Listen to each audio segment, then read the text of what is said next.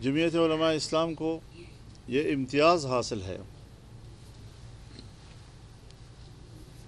کہ ہم نے 2018 کے انتخابات کو دھاندلی زدہ قرار دیا اور نتائج تسلیم نہیں کیے۔ آج 2024 کے الیکشن پر بھی ہمارا وہی موقف ہے،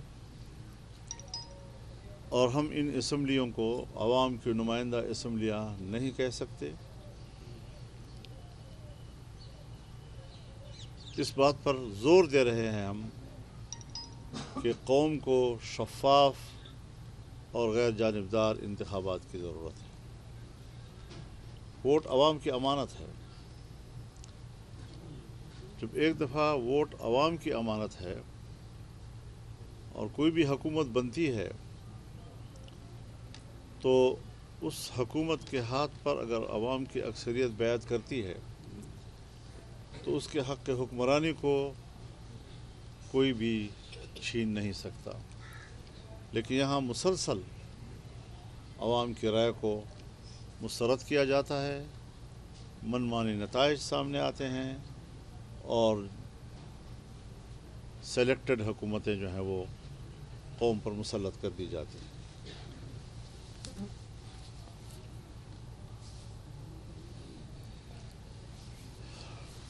جمعیت علماء اسلام نے یہ فیصلہ بھی کیا ہے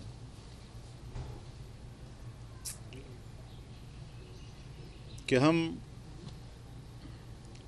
اپنے ہی پلیٹ فارم سے سیاسی جدوجہد جاری رکھیں گے۔ الیکشن کے بارے میں ہمارا جو موقف ہے، غزہ کے حوالے سے ہمارا جو موقف ہے، صوبوں کے حقوق کے حوالے سے جو ہمارا موقف ہے، اور اگر صوبوں کا حق چھینا جاتا ہے تو ہم صوبوں کے ساتھ کھڑے ہوں گے۔ جمعیت علماء اسلام اپنے پلیٹ فارم سے اس حوالے سے میدان میں رہے گی۔ البتہ آئے روز کے معاملات میں کچھ مشترک امور سامنے آتے ہیں، اس حوالے سے مذہبی جماعتوں سے مل کر اشتراک عمل کی ضرورت ہو یا پارلیمانی اپوزیشن جماعتوں کے ساتھ اشتراک عمل کی ضرورت ہو، تو اس کے لیے حکمت عملی اسٹریٹجی وہ جمعیت علماء کی شورا اور عاملہ کرے گی،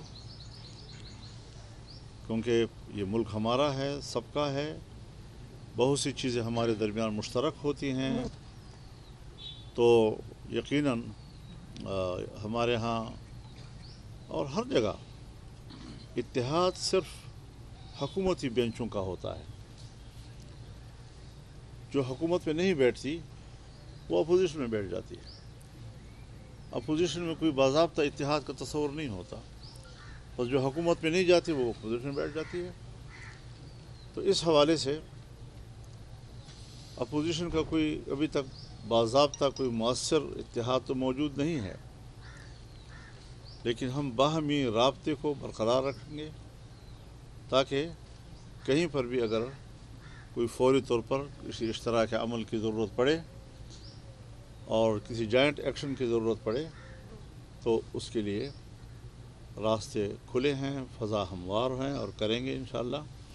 لیکن باقاعدہ ایک اپوزیشن کا کوئی بڑا اتحاد قائم کرنا، اس پر ہماری جنرل کونسل نے، ہم نے ان کے سامنے ساری بات رکھی، لیکن کونسل اس پر ابھی آمادہ نہیں ہے اور اس پر کام کی ضرورت ہوگی۔ یکدم سے ایک جست میں شاید ہم یہ مقصد حاصل نہ کر سکیں۔